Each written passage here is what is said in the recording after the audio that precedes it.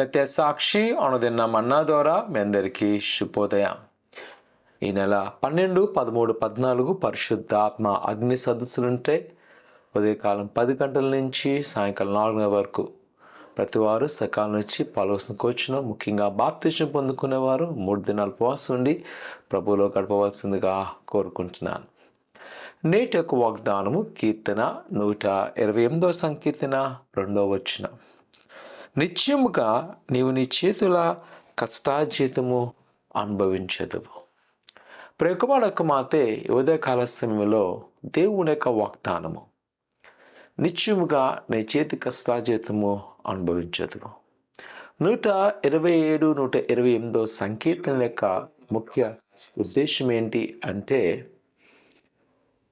ఒక కుటుంబము ఏ విధంగా ఆశీర్వదించబడుతుంది, ఒక కుటుంబము వ్యవస్థ ప్రారంభించబడిందంటే అది యెహోవా కట్టించిన దాన్ని కట్టువాని యొక్క ప్రయాసము వ్యర్థము అనగా ప్రభు ఆ గృహాన్ని నిర్మిస్తున్నాడు.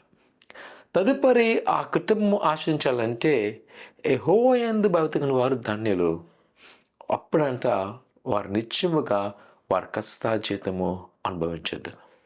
ఈరోజు మనము ఎంతైతే దేవునికి దగ్గర అవుతామో, దేవునికి అనుకూలంగా మనం మలచబడతామో, దేవుని ఆశీర్వాదం కూడా అంతే ఎక్కువగా మన మీద ఉంటుంది. ఈరోజు దేవుని పట్ల గొప్ప కార్యం చేయాలని నీకు ఆశ ఉన్నట్లయితే, గొప్ప మేలుతో నువ్వు పొందుకోవాలకు గురి కలుగునట్లయితే, ప్రెక్కుమాడకు మాతే ఎదుగో ఆయన వైపు చూడు.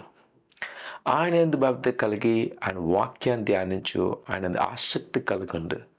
ప్రభు అప్పుడు నీ కష్టాజితాన్ని నువ్వు అనుభవించేలాగా ఆయన ఆశిస్తాడు. ₹1 వ్యర్థము కాదు, ఒక క్షణము నిష్ప్రయోజనం అవుతూ నీ జీవితము దీవెనకరంగా ఆశ్చర్యకరంగా ఉంటుంది. ప్రార్థన చేసుకుందాం. పరిశుద్ధుడా, ఘనమైన దేవా, నీ కొందాలు నీ బిడ్డను వారు మీ జ్ఞాపకం చేసుకొని నీ దీవెన నీ ఆశీర్వదింపండి. వారికి నా కొద్దులు, వారికి నా ఆటంకాలను తొలగించండి.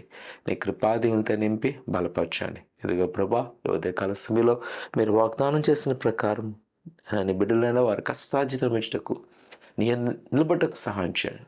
నీలో బలపట్టకు సహాయం చేసి నడిపించి ఆశీర్వదింపచేయమని యేసు అడుగుతున్నాం తండ్రి, ఆమేన్. నమ్మకించి అడగండి, ప్రభు నీ పట్ల గొప్ప కార్యం చేయను గాక. ఆమేన్.